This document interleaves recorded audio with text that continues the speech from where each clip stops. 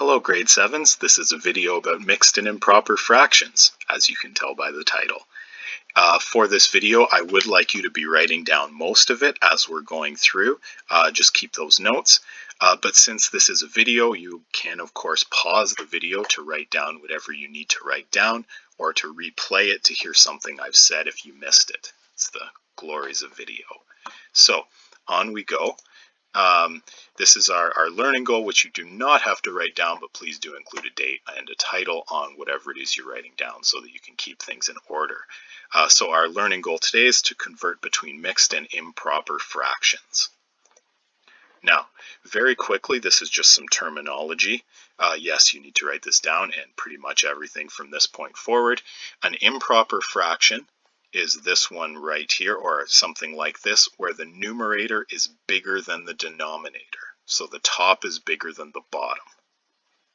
Okay, now a mixed fraction, on the other hand, has a whole number out in front, right out here. This 2 here is the whole number, and then you have a numerator that will be smaller than the denominator.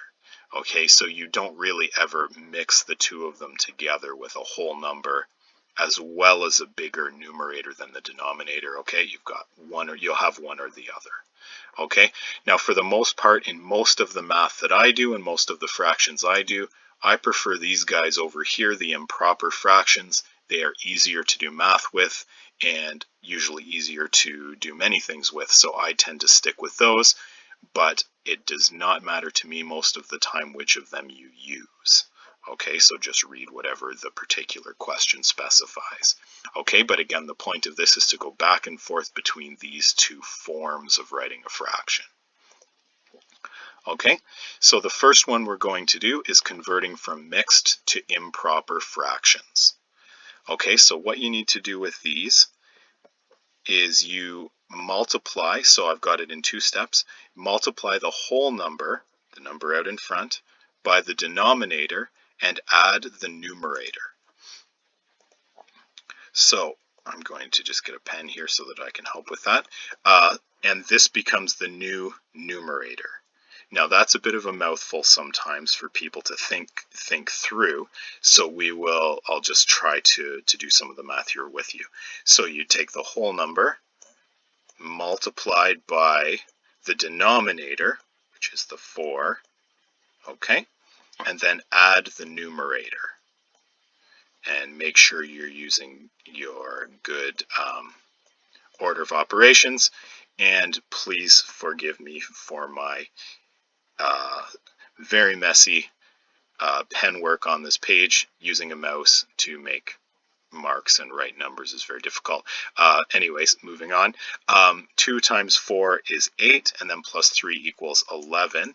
So that becomes our new numerator. And this is the most important part with these. The denominator stays the same. So our ultimate answer is going to be 11 over 4. Which almost looks like a weird smiley face guy. So 2 and 3/4 is the same as 11 over 4. So these are equal to each other. Okay. Now on the next page, I would like you to try this one out on your own. Okay, so please pause the video, take a moment, try this one out on your own using the steps that we did on the previous slide. I'll wait just a moment while you pause and do that. And then on we go. So remember that you are doing just what we did before, which is you are taking your whole number in front times the denominator, add the numerator. So that's 5 times 2 plus 1, and which should equal 11. And then again, the denominator stays the same. So your answer should be 11 over 2. Okay, very exciting. Now, on to the second one here, the second type, is going the other way. So converting from improper, like our friend 8 over 3 here, to a mixed fraction. Now this one's slightly more complicated, that's why I did it second. But once you get the hang of it, you probably won't really need to go through the steps exactly as I have them laid out. Okay, and interestingly, this is a case where long division can actually help you do these questions.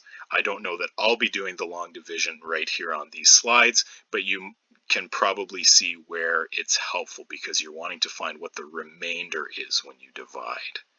Okay, so our steps here, you divide the numerator, again the top, by the denominator, so top divided by bottom, and the quotient of that, basically the answer of that, becomes the whole number. Okay, the remainder becomes the numerator in your new mixed fraction, and the denominator stays the same. Okay, now if you're doing this with your calculator, you want to do things just a little bit differently. The calculator will not help you at all with step 2, with finding a remainder. The calculator will help you with step 1, and it will help you because it will give you that whole number. So the whole number, when you divide it using a calculator, will still be the same. The decimal number is different from the remainder, so please do not just use the decimal number on a calculator. Okay, so just going back to this, so just a bit of a warning for the calculator users out there.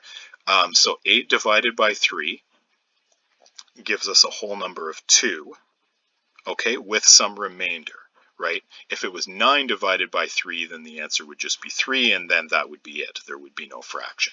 But when we do 8 divided by 3, we get a whole number of 2, and the remainder is 2, so that becomes our new numerator, and again, denominator stays the same. Now, if you would like to check these numbers, if you want to check that you did it right, you can always go backwards from a mixed fraction back to the improper fraction using the same steps we did earlier to convert. So you do 3 times 2 plus 2, which should get you 8, and denominator stays the same, so it gets you 8 over 3, so that means we got this one correct. Very exciting for us. Okay, and on the next page, I would like you to try out this example on your own. So please pause the video for a moment and try this out on your own. Now, I'm sure almost everyone tried it. So just again, follow through the steps that we did before, where you're taking your numerator divided by the denominator to find the whole number, and then the remainder on top, and denominator stays the same. So you should have ended up with 3 1/4. Okay, now I've included a worksheet for you to try out to do some of these and going back and forth between the forms. Please feel free to ask me any questions on Classroom or by email, or when we talk during our meetings on a number of the days this week. I think every day this week. So please feel free to ask me some questions as we get there, and I will do my best to answer those then. Thank you very much. Have a good day.